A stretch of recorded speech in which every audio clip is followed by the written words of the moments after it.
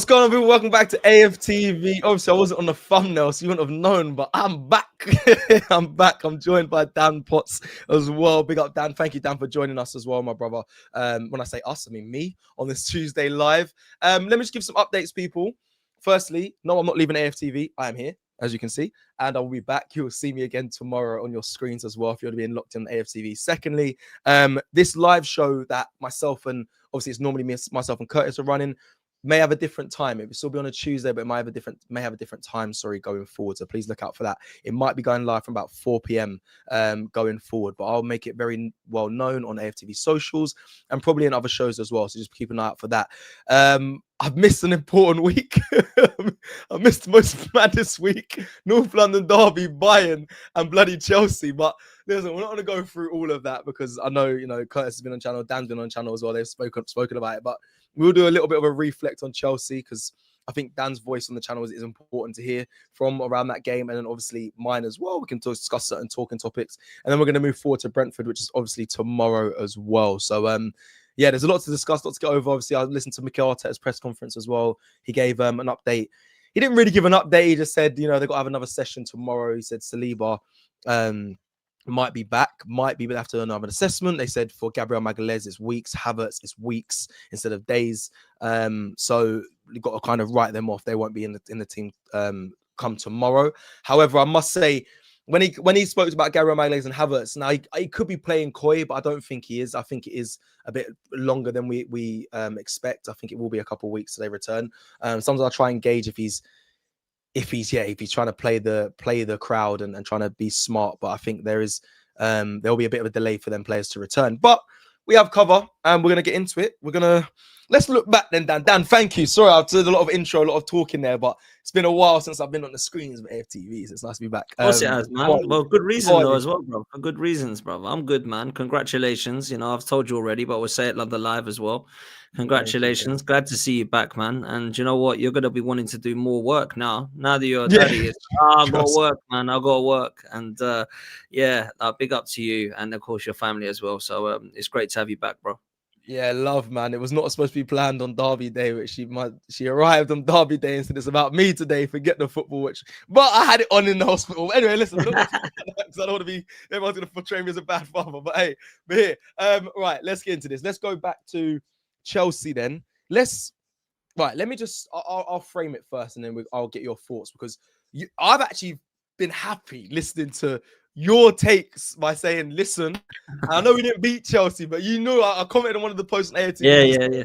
Boy, if we win here, I think we win the league. And you know what? I was the same. That's why I was commenting, because I was like, bro, I feel exactly the same. Obviously, I get a bit giddy, I always do. And I still think we will win the league. But I said, if we beat Chelsea, I was the same. I was like, we kind of got it. I know it's early, but it just feels like, how is this team going to be stopped? We've beaten, some of the best teams in the world right now. And if we overcame Chelsea, I thought this is it. We're on good stead. There's not much more confidence that Arsenal really need to go on and say we can go on and do this. Plus the squad depths. There's not really any excuses to have later down the line. We've been second 3 times in a row, so they've got the experience. They know what it is. Everything just seemed like you get that job done at Chelsea, we're good, yeah. And again, things can happen. Football's football, but I was on that bandwagon with you. We picked up the draw. And listen, I'm not going to say that it's all over now, but obviously my confidence is what would have been saying. But I would have went full chest if we beat them. Said, yeah, this is it. This is our year. Now I'm like, okay, cool. It's going to be a long season, take game by game, but I still am confident Arsenal go on and win the league. Chelsea, before the game, I'll be honest, I watched Matisse a lot, and he was very confident. He's like, we're going to war. I'm going full out army mode, all of that stuff. Big up Matisse, all of that. I hear it. I was sitting like, okay, I'm an Arsenal fan right now off the back of an amazingly strong week, beating embarrassing Spurs, embarrassing Bayern as well, if I'm honest. We had them for real. First off, it was a bit cagey, but then second off, we had them. And I thought, wow, this team are showing what they're really about. And I said, we can do this. Like we can level it with any team at the moment. So I was like, I don't usually, especially in previews when I've been, doing previews for games, I've never been like full confidence in my team. I always think, there could be, we might concede, even though we've got such good defense, we might concede. I was just thinking at the time before Chelsea, like, we are sick. Put us against anyone, I'm ready. That's what I was like, anyone, let's go. That was the energy I had. So I was thinking Chelsea, I knew it would be a tough game, but I thought, let's do it. Then I saw obviously Saliba out. alongside Gabriel. That was a bit of a, oh no. But I still thought this team's so good we can do it. We've got quality players. You looked at the bench and you thought, bloody hell, look at that. I haven't seen an Arsenal bench so strong in years. But I'll be honest, Chelsea gave it a good battle and they took it to us. I'll be honest. There's not many teams this season. Like, I even include Liverpool in this, Dan. Yeah, when we played against Liverpool, they didn't. I don't think we lost them, but they didn't give it to us. Even though it was, they didn't batter us. They didn't smash us in possession. They didn't suffocate us. None of that. The only teams where I thought, okay, this is a good team. I'll be honest. Sunderland away, up there, different kettle of fish. They were on it. They were on it. And I saw Arsenal in a different light. I saw, okay, we got to really step up to this level, even though it's Sunderland, but at home it was different levels. So I said that's a good game. That's one level. And then Chelsea. I was so shocked. I'm trying to go back through any of the other games where I was like, oh, this is a fair bout. But I think it was more Sunderland than that Chelsea game. And Chelsea, even with 10 men, they put up a good show. And I think they'll be up there this season. There's not many teams I'll say that. Like Liverpool kind of fallen off. Man United, that was the other team. Sorry, first game of the season. Man United gave us trouble. But we won that game. I think that's just early shakings. Now we kind of know what Man United are about. We know what Arsenal are about. But that first game, I was like, oh my God, Man United might be a problem this season. But we've seen how that's turned out. But Chelsea, in the end, we picked up a draw. I think people wanted me to be really disappointed when I've spoken to them. Fans have been like, oh, we've let it go. And, it's 2 points dropped. And I do hear it, but I also think Club World Cup champions, they just slapped Barcelona. They have got a good team. It's at their place. I don't like to always do context. It sounds like excuses. But that is fair. And we got our 2 centre-backs out. But a draw. It wasn't a loss. Dan, reflect for me on just Chelsea and we'll get into it. Let's go. Yeah, man. Look, I don't know if we'll know if that's a huge opportunity missed or if it's a good point until May. I think that's got to be, said first of all. But then when you look at the actual game itself, Cecil, I actually thought it was a fair result. Like, I actually thought Chelsea were really good, like in terms of what they offered. In terms of their fight, I'm not sure that David Raya did much. I'm not sure that he had a lot of saves to make. I don't think he was getting peppered. I know he made the save, which actually in turn then ended up to be the goal from João Pedro's header. But other than that, I'm starting to wonder what he did other than collect a couple of their shots or just watch them go over the bar. So I don't think Chelsea's attack was actually that great. I felt it was a little bit blunt. But certainly in terms of the fight and the character, I thought they showed more than us. I thought they actually wanted it more than us. I thought their mentality was a little bit better than us. So I think that's kind of where I was a little bit disappointed. Now, I also take the point that against Bayern Munich and Spurs, it's probably taken a little bit out of us. In fact, it's probably taken quite a lot out of us because it's 100%. quite a difficult couple of games, right? But I really felt we should have been up more for this one because this was the one that I would have preferred us to win over the Bayern Munich one. I was ecstatic when we beat them, ecstatic when we beat Tottenham. But if you had to say to me, you could drop points in one, beat Tottenham, beat Chelsea, and draw at Bayern Munich if you have to. This is the one we had to do it. So I felt like it was frustrating the way that we turned up for the game because I did see a lot more hunger and fight from Chelsea than I did from Arsenal. And I'm not quite sure why that is. I can only really put it down to them being a little bit better to us on the day and us having a little bit of a kind of hangover from the 2 big games that we had previously. Were they like it throughout the whole game, Dan, for you? As in they wanted it more than us, even from 11 to 10 men. Do you think that whole game over the night, you felt like they were just seeing more up for it than us? I certainly felt like they deserved a hell of a lot more credit with 10 men as well, actually. I mean, at about 11, I thought they started pretty well and actually showed something on us, but it was quite a sort of could go either way type of game. When Caicedo gets sent off, you then sit there and think we have to win this game now. Like it's there for the taking. Now, people will shout back, well, we don't have our centre-backs and we have Marino up front. Yeah, I'm not hearing any more of these excuses, man. We're going to have injuries throughout. They've got their centre-backs out. They've had Palmer out. They've got players out, right? I'm not hearing that. So for me, as much as I do think we missed Saliba and Gabriel more than some people have said, because I do think we missed them offensively and defensively in terms of set pieces and the way they play out from the back. I'm not sure Nketiah and Mosquera had bad games, but they're obviously not going to be Saliba and Gabriel quality, right? But at the same time, I'm not looking at that as the excuse to why we didn't pick up 3 points. I genuinely think the game was fair. And you mentioned some of the other games there where we've lost to Liverpool and dropped points at City and we've dropped points at Sunderland. But I actually think they were pretty fair results as well. Like, I think Sunderland deserved something from us. I think City came with more of an attitude and then they thought, right, let's just hold on to something here and defend. And they did. And then the Liverpool one's the only one you can say maybe it was a bit undeserved because it was a worldy free kick, but that can happen. But other than that, I think the games we've won, we've deserved to. And I think the games we've dropped points, we've deserved to. And I felt like that was probably fair at Stamford Bridge as well. And 11 v 11, I don't think it's fair to say Chelsea would have beaten us. I don't think that's fair. I don't think that we know that. I don't think that's obvious. But certainly I needed to see more from Arsenal, if I'm honest. So that was the thing that disappointed me the most, really.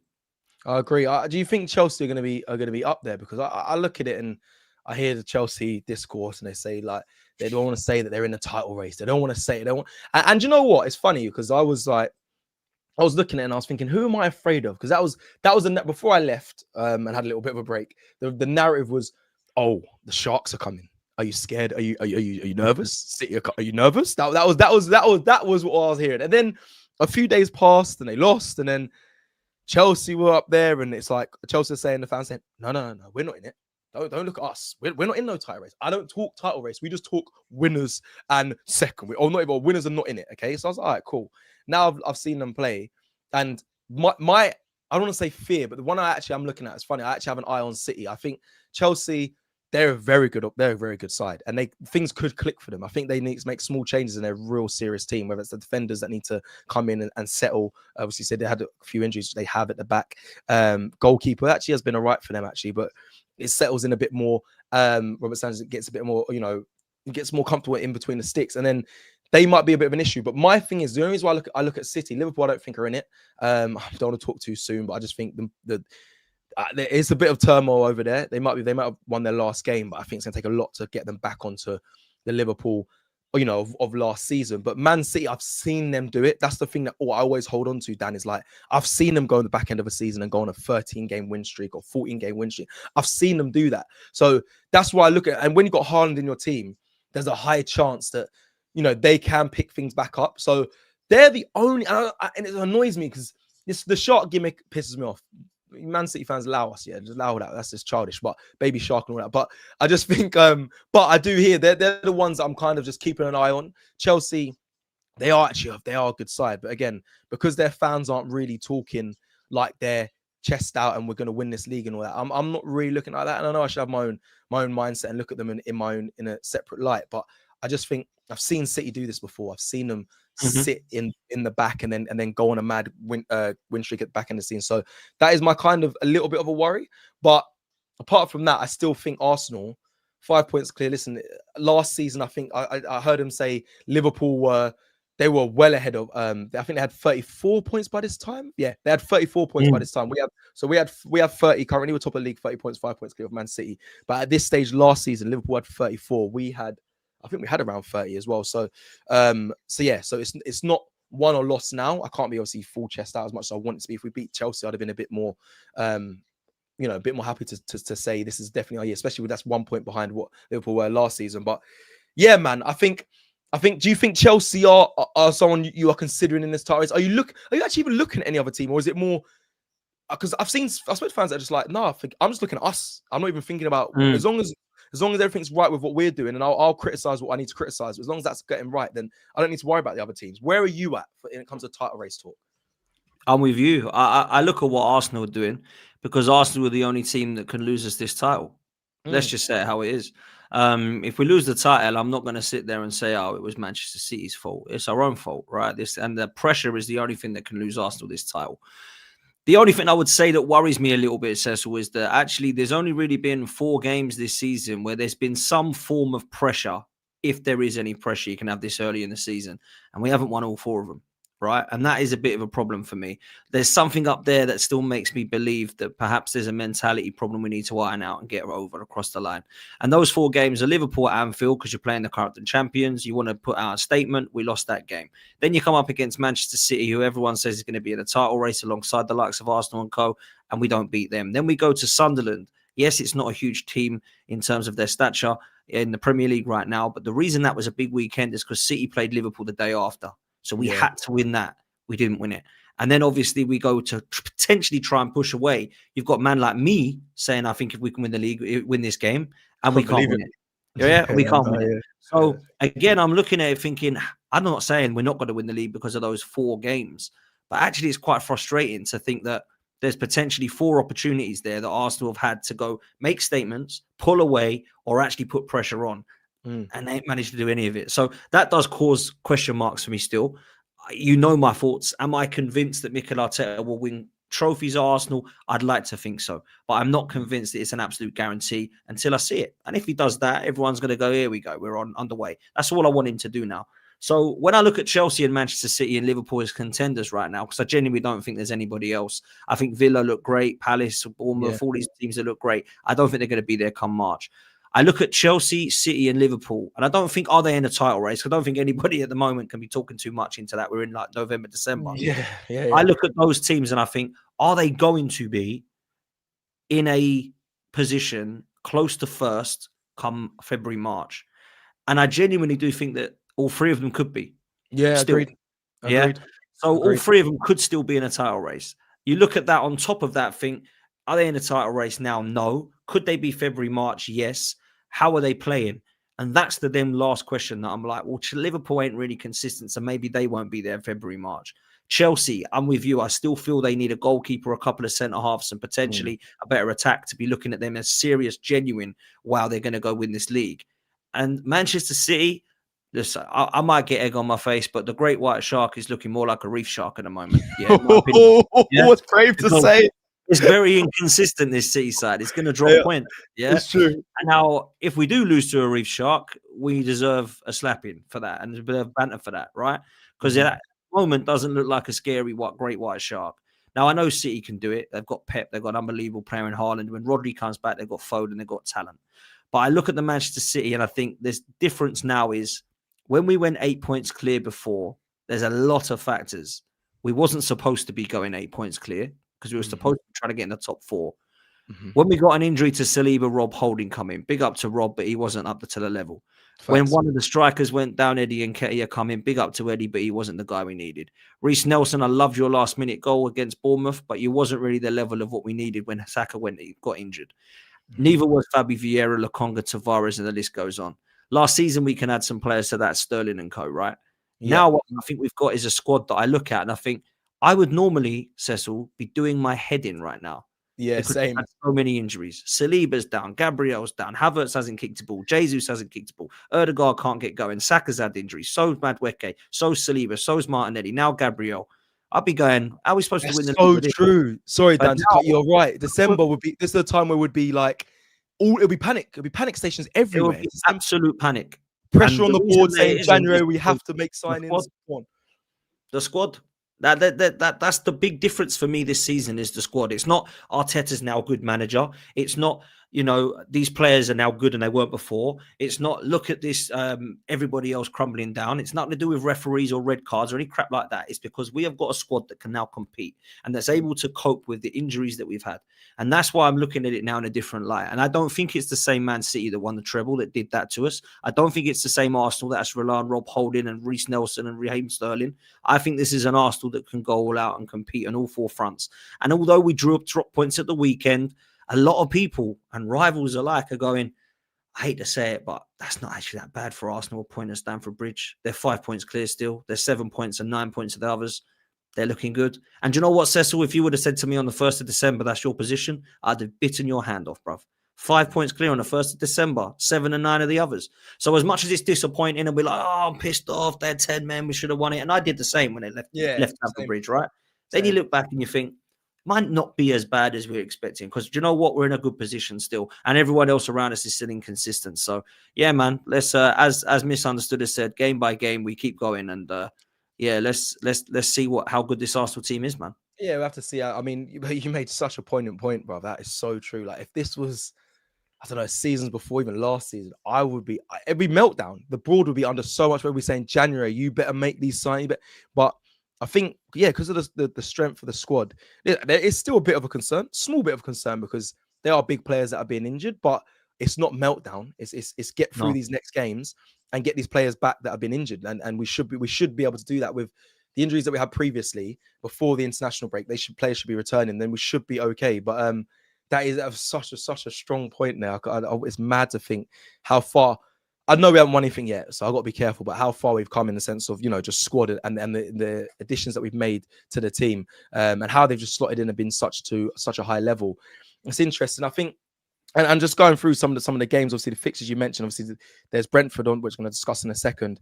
Aston Villa away, which is always a tough game. Club Brugge, obviously away in the Champions League, and then Wolves, which you should be winning, and Everton away. I want to ask you how many points you expect to get out of the next 4 Premier League games in a second, Dan. But before I do that, Chelsea or City then? So like, if we were to, you'd prefer City, I'm sure. If we were to go second again, you don't want. Who you'd say City over Chelsea? Right? I just want to man, the 3 teams I hate the most in this league are Spurs, Man United, and Chelsea in that order.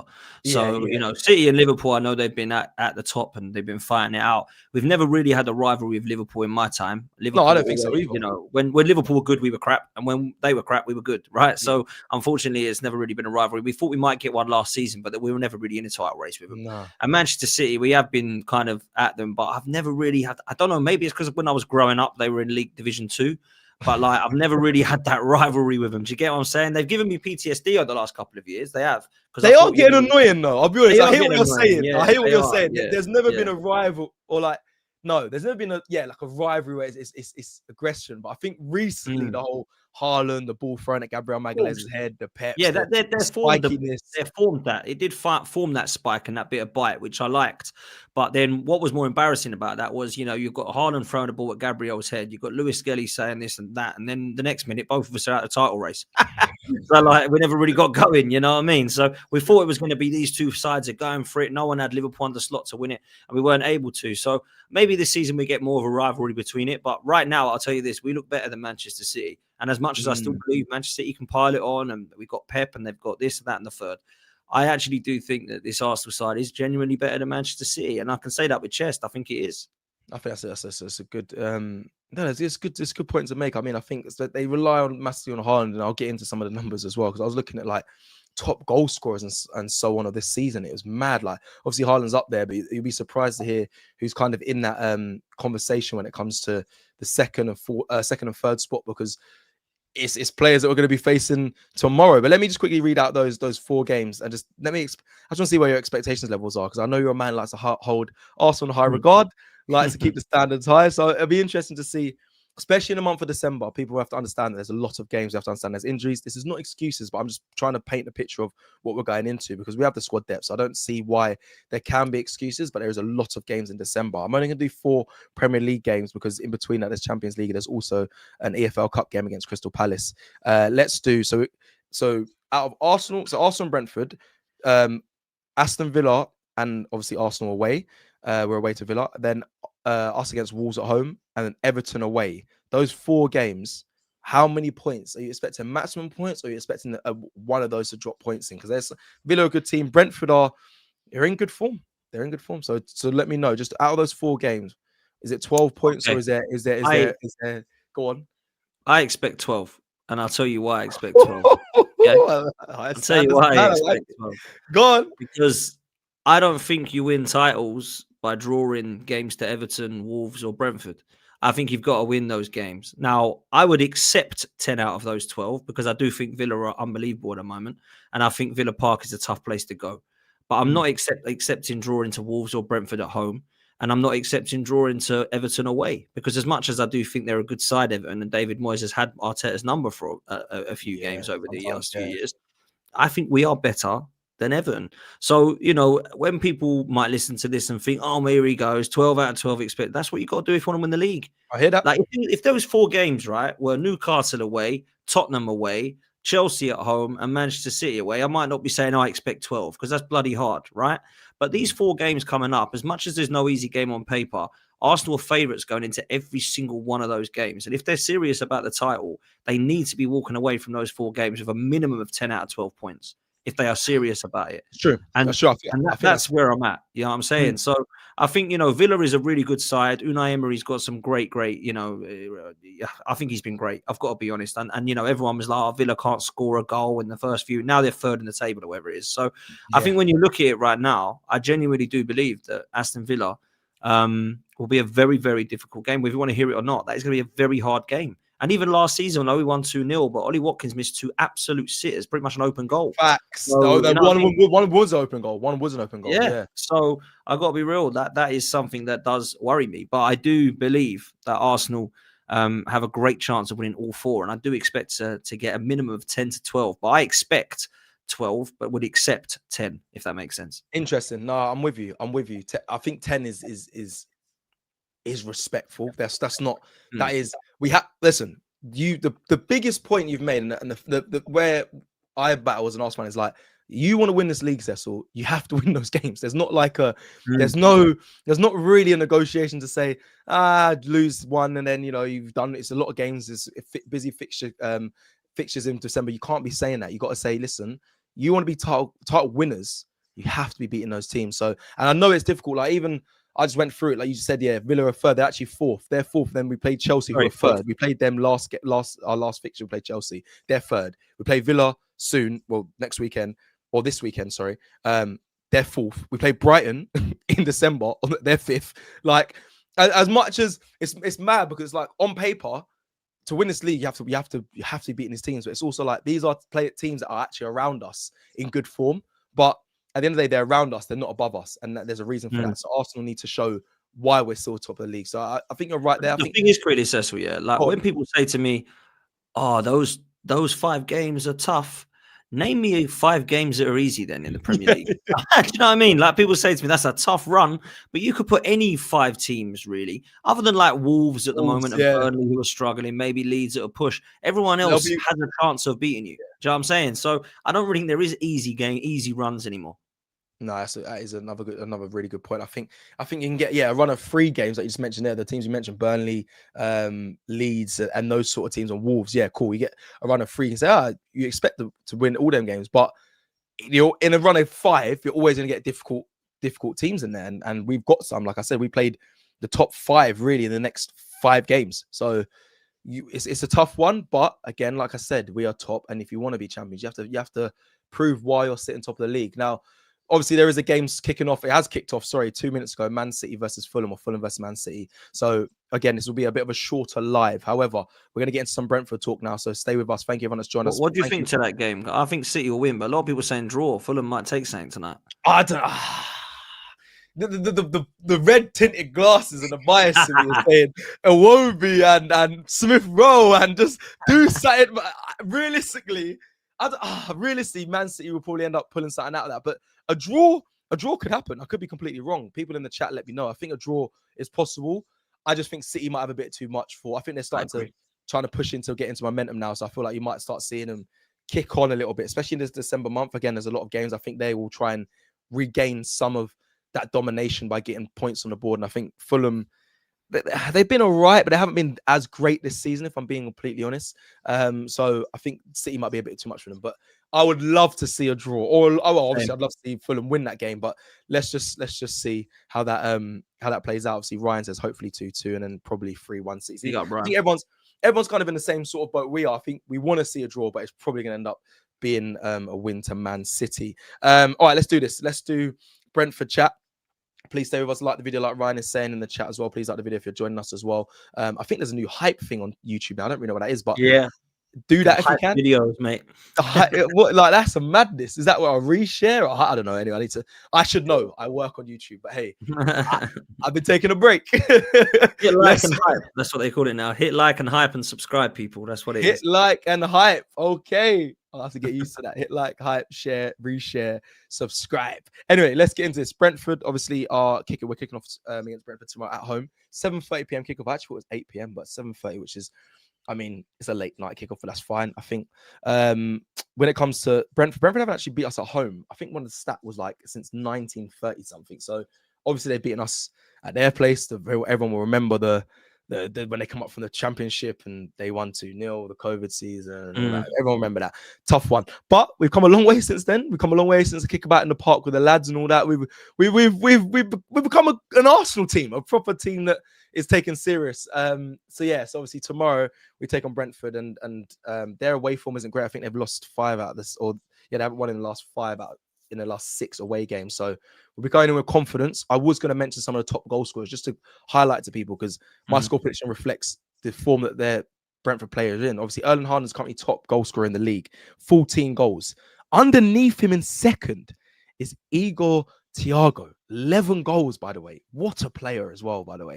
Scored 2 in his last game in a 3-1 against Burnley. And Otuara obviously scored the match-winning goal, who was also another good player. And then in third, another one. Actually, Dan, do you know who's in third? Top goal scorer? A random one. Ex-Arsenal. Oh, hey, he's knows this. Go on, that. Yeah. Don't play with Potsy. He's clued up. Yeah, Danny Welbeck, that guy Welbs is sitting in third with 7 goals. Do you know what? It's mad. It's actually mad. Obviously, I think fans were talking about, Danny Welbeck should be called up to England. And I was like, people relax, like slow down. It's Danny Welbeck. But then I didn't realize he's on that much goals and that many goals. And he's been that influential. I know he's been a good player, and I've seen some of the goals that he scored. But I was thinking, 7 goals. He's top 3 currently in the league. Good, big up Danny Welbeck. But that's the top 3. Goal scorers. Let's be real. Igor, Thiago, and Welbeck probably should be starting for their country right now. Like the way they, in terms of form. Like I know Danny Welbeck didn't get picked. I thought that was criminal, to be fair, in the last squad announcement. And Thiago, they might look. He's a good player, man. I know he's got a few penalties, but he's got to put him in, and he still missed a couple of penalties as well. To be fair to him, so I actually rate him. I think he's been excellent for Brentford. He's a very good player. Very good player. Player that we got to keep an eye out for when it comes to. Do you know what? Normally, I wouldn't even say this because I would say, Saliba, Gabriel. that's all I need to say. Like, I'd say, yeah, your striker's in form, good player, Saliba, Gabriel. Even Haaland's 14 goals, yeah. I would, if we had Saliba and Gabriel fully fit, I'd say, yeah, but we've kept him at 0-0 points or 0-0 XG for many a times. Sometimes he does score against us, but Saliba, Gabriel. So that's what I do, because regardless, even if he scores one Haaland, we'll probably end up scoring from Gabriel in a head or whatever. So normally I eradicate that. But now, not to say I don't trust in Mascarin and Capier. Listen. I think they've done well. I think especially at Chelsea, they've done well. It was different to having Saliba Gabriel there. It was a clear difference. We didn't have as much control. I wasn't as confident in the back. There was a few rash moments, but they still done okay. But this one, Igor Thiago may cause him a bit of problems because he's a very good player. He's a different question for those centre backs. I think, unless you're studying him, I think he's quite a versatile striker as well. You don't really know how he can beat you, like whether it's good feet, whether it's pace, whether it's strength. Like he seems like he has all of those components in his play. So someone that I'm definitely concerned about. Obviously, I've done my score prediction, and we'll do that. I'll mention that at the end of this video as we close around 1:45. But yeah, Brentford's going to be an interesting one because the Bees, I feel like we've always had their number. Bar that one when they came up, we've had their number. Even when I remember Ramsdale going in goal a few times because Raya couldn't play and it was a bit shaky, but we ended up winning games. Obviously, I remember massive when Ifanieri made his debut against Brentford. We smacked him that game and they made a whole fuss about it's all about Mikel Arteta. This is Jason Cundy was like, it's not even about the player, it's about him and all that bollocks. And then we saw Ifanieri be a mainstay in Arsenal. But a lot of that's been against Brentford. I think, yeah, it's been good times. So I don't expect too much difference come tomorrow. We have injuries. I'm aware of that. But Arsenal should be going on to win this game, Dan. I think if you look at Brentford's as well, Brentford's form and whatnot, and where they are on the table, which I will get up for you as well while I'm sat here. Brentford are currently sat in 11th place, 6 losses and 6 wins, 1 draw. Yeah, they always tend to concede as well. I looked at some of their results as well. They always tend to concede. They're not good at shutting out good attacks, and our attack can be sometimes hit or miss, but I'll be honest, Mikel Merino, big him up. We'll get into some of that after I give your thoughts on Brentford and Arsenal. We'll go into like a lineup and what you expect to see. Come on, Dan, talk to me. Arsenal, Brentford, how you see it? Yeah, look, man, we played Brentford last year. We ended up drawing the game, I think, and I met up with my guy Matty, who's a Brentford fan afterwards, and I mentioned one player last season that I'd never heard of and never seen before. And it was Michael Coyote. And he came on and I thought, who the hell is him? And he went, hands off, man. Hands off. That's what he said, hands off. I said, look, we're all right at right fullback. We've got Timber and White. I said, but he's going to be a good player, isn't he? And he said, mate, we reckon he's going to be excellent. And obviously this season, he's been doing the old long throws, right? And he does a lot more than that, by the way. He's an excellent player. And he's one that I'll be looking at alongside Thiago, actually. Tomorrow night, because he's been really good for them, and I'm a big fan of what I'm seeing from him. So, there's a shortage of right backs at the moment. Livramento, Munoz, and him are probably 3 that would be looked at in the Premier League. I think if people are needing the right, I think City will be looking at those 3, to be fair. But look, let's be real. Tomorrow night is a game we should be winning. Keith Andrews has an idea of how to use set pieces against us, and we saw at Chelsea that actually happened. Now, we don't have Gabriel and Saliba, which is definitely going to affect us from set pieces, offensively and defensively. But I like Nkapia and Mosquera. I like them individually, and I've not seen much of them together, but I actually didn't mind them against Chelsea. I didn't think they were a shambles. I didn't think they looked bad. I just didn't think we were going to see the level of Gabriel and Saliba, and I thought people that were mistaken. That was never going to happen. You were never going to look at that and go, it's just like watching Gabriel and Saliba. They've never played together before, and individually they're new to this league, right? So we had to be realistic about that. I do think we win this game, but I think it's going to be a tight one. And I actually think we're going to need to see some changes in this game as well. And that is where we're going to see the kind of squad and how good it is. Because I've got to be real. If I see Rice, Timber and Saka playing again, one of them is going to go down sooner or later. Because they've got to be rested, man. We've got to. I've got to. Dan, but they're the best. They're the best player. Like, yeah, I'm doing. Yeah, I'm doing the whole like Rob. I'm doing the Robbie side. Robbie will be like, Cecil, you can't drop your best players. But when there's that many games, this December.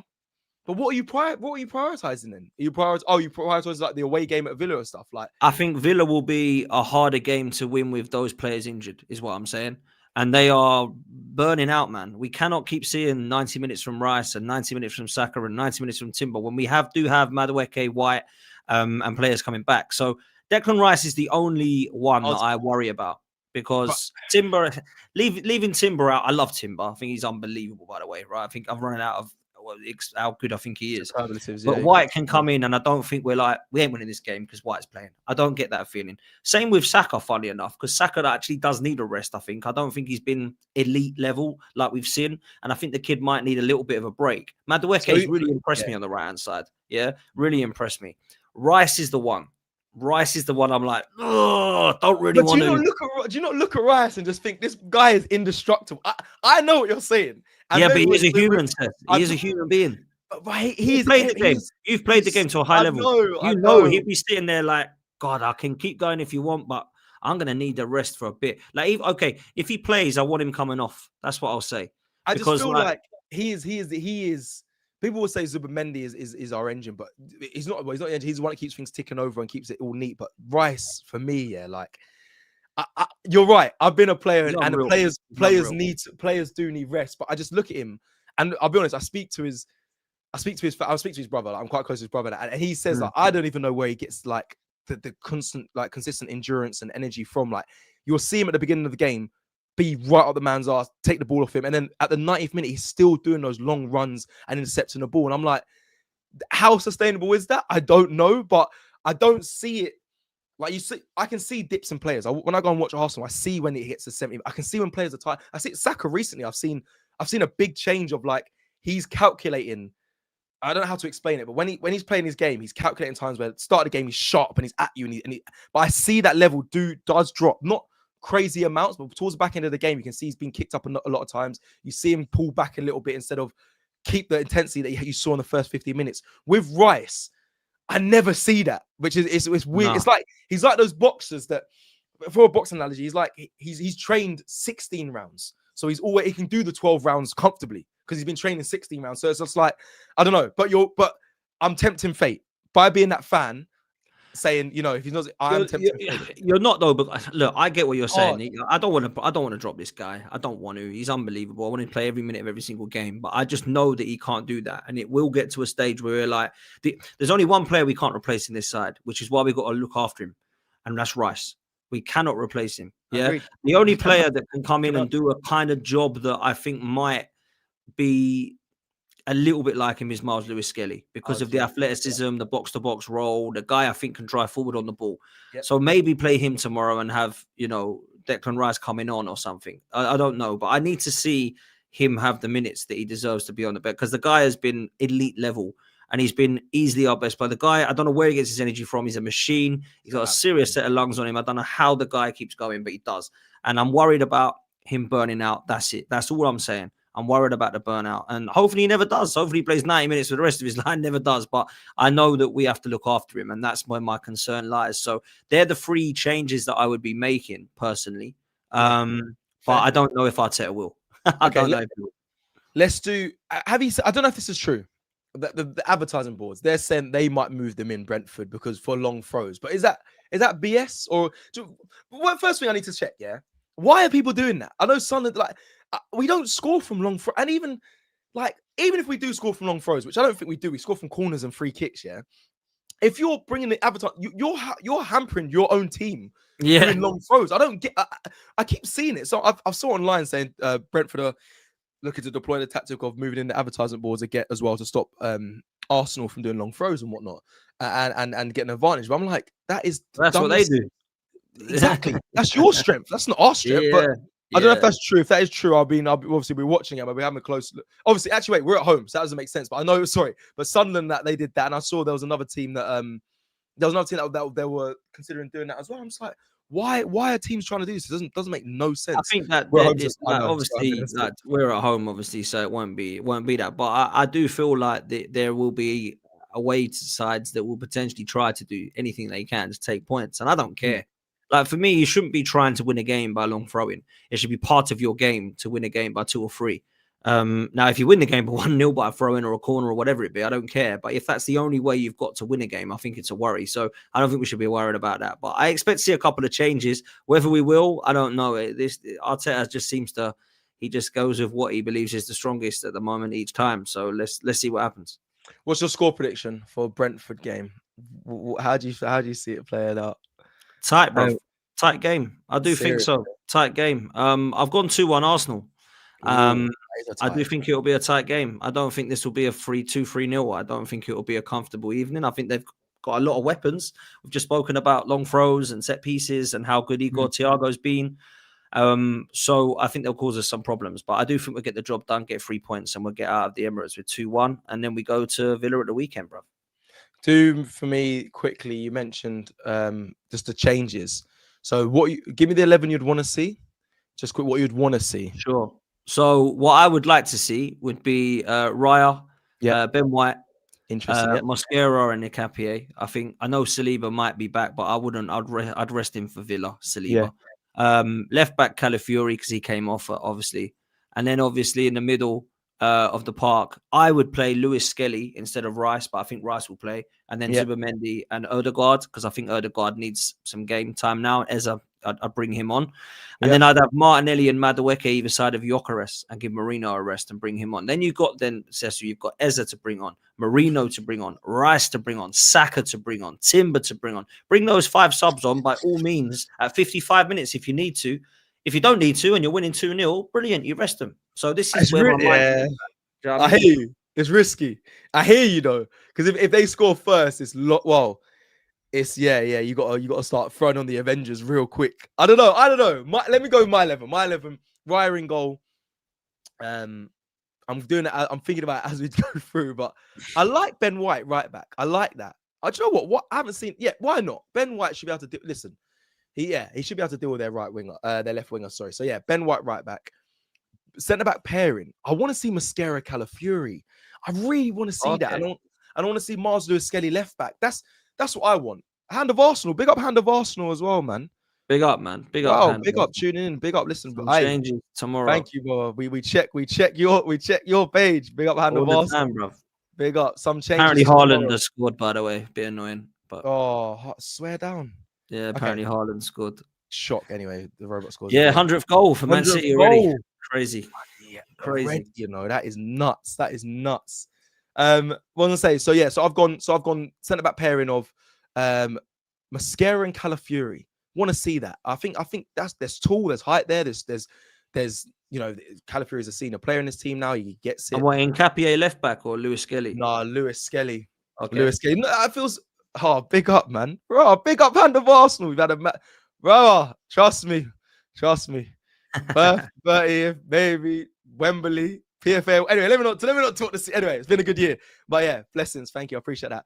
Big up everyone as well in the chat. So, sorry, let me crack on with this. Centre back pair, Mosquera, Calafiori. Left back, Mars Lewis Skelly. Centre, the midfield 3. Now,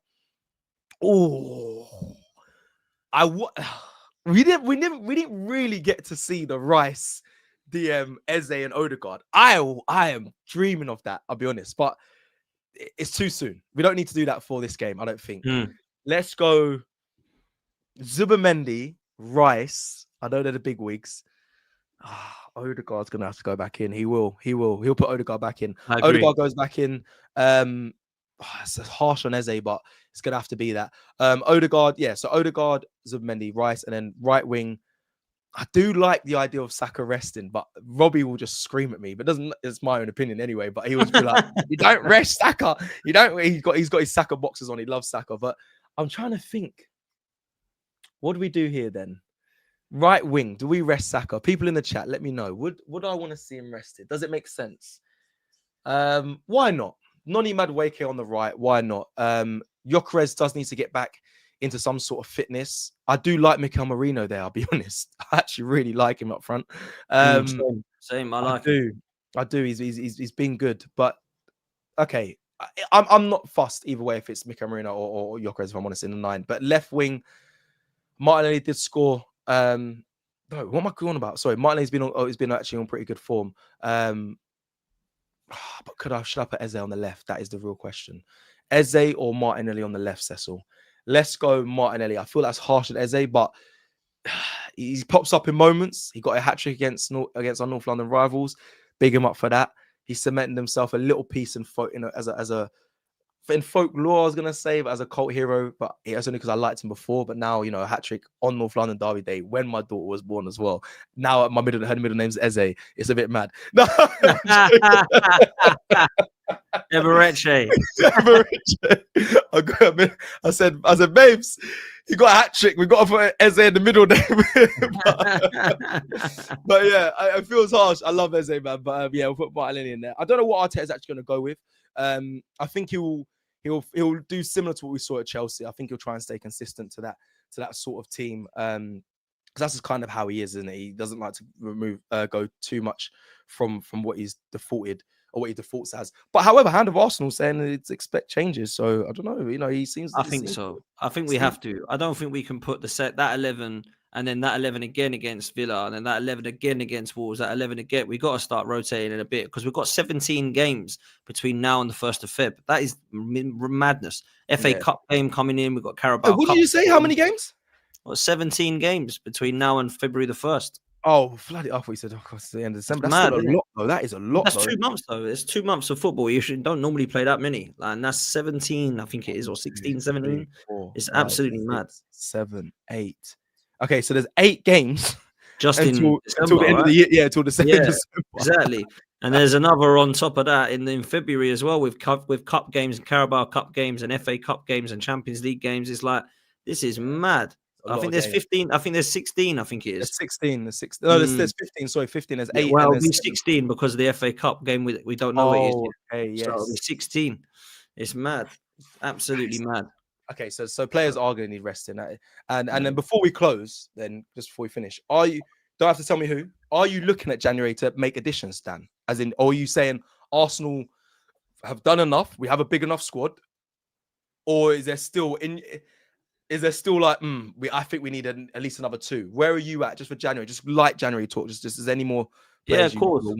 Look, I think this will be the only January in my history of supporting the club where I'll not be screaming to go and get 3 or 4 players. They'll be the only one. However, I don't say that we don't if there's an opportunity that arises. Like if Semenyo is interested in coming to Arsenal, I'd put in a bid. If we could go and get a Yildiz or a Rodrigo, you go and get him. If Julian Alvarez really is unhappy, you go and try and get him, right? You should always try to improve and activate the window and improve your squad. But right now, I'm not going to start screaming and shouting for a signing in January because I'm quite happy with the squad that we've got. But of course, we can upgrade. We can definitely look at positions. We need a replacement for when Rice does need a rest or goes out injured. We do need that. I don't know that we've got that. I don't know we've got a box-to-box. Maybe Morgan Rogers is a bit of a shout that might be a bit too attacking, but somebody with that athleticism in midfield is needed, I think. Obviously, on the left, Semenyo has been mentioned, Yildiz. I do think a left winger upgrade on what we've got is good. I love Trossard and Martinelli, but are they there long-term? Not sure. And then I still think up top, as much as Jesus has been a great footballer, is he going to be there long-term? And is Havertz the guy that everybody wants to see as the number 9? Julian Alvarez might be that guy. So there's players we can definitely go and upgrade upon, in my opinion. So, yeah, man, that's where I'm at. Nice. I just want to do a light talk on that. I didn't want to go too much into text, obviously, and build up to that January window. We will obviously talk about a lot more. But Dan, listen, thank you so much for joining me on this live stream. Big up. It's been a pleasure. Big up the chat. Big up everyone as well. Like and hype. I'm learning. I'm back. You hear me? Big up. We're back on AFTV. We're back and doing content as well. You'll see me everywhere as you always normally do. But yeah, it's been a nice little break. Thank you, Dan, again. Thank you everyone who's joined us. And we'll be back again next week, maybe at an earlier time, but I'll give you all confirmation of that throughout the week as well. Thank you so much. Let's hope Arsenal get the win tomorrow, as they should. Take